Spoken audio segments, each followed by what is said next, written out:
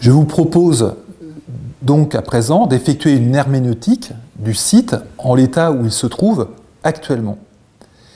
Il faut considérer que ce lieu a été favorisé naturellement, qualifié, pour recevoir les projections humaines d'images archétypales. Ces images formulent les principes et les phases du processus toujours partout en œuvre que théorise chaque version de la Philosophia Perennis.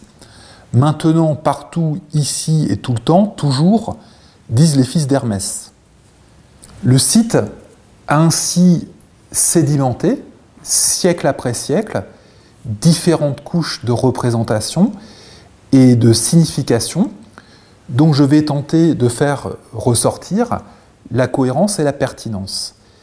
S'il n'y avait pas cette cohérence imaginaire ou imaginale, le site n'exercerait plus son aimantation, ce qui n'est pas le cas.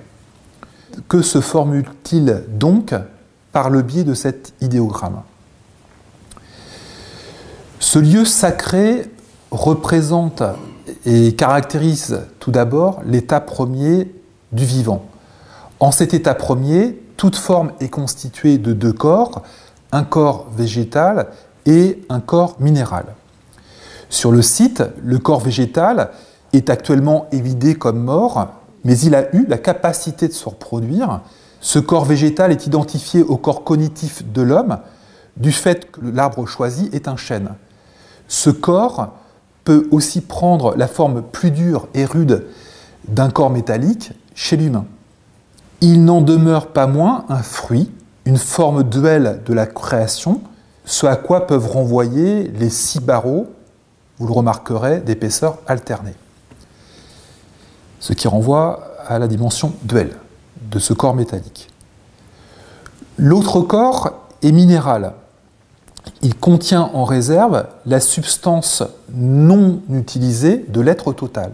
Il correspond à l'inconscient signifié par le contenu caché de la pierre non-pierre du pyramidion. Le site montre également qu'il y a différentes qualités de sel correspondant à des états de cristallisation plus ou moins définitifs et irréversibles.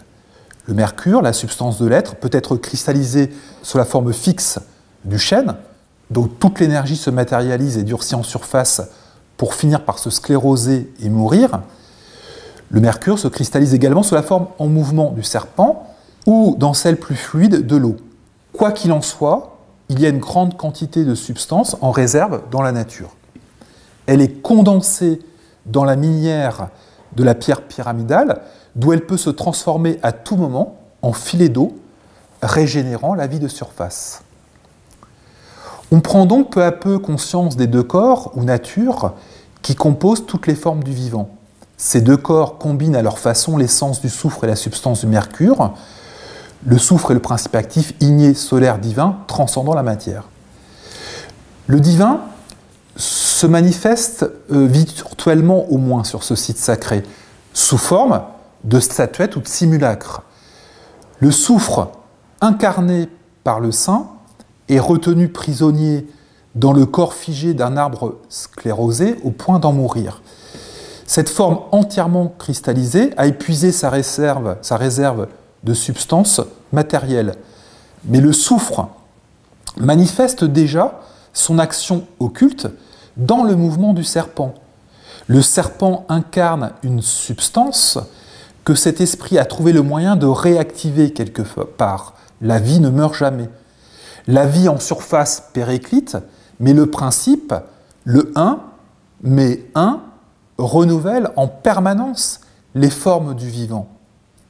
L'Esprit Saint parvient aussi à dissoudre en eau les contenus en réserve de la pierre pyramidale.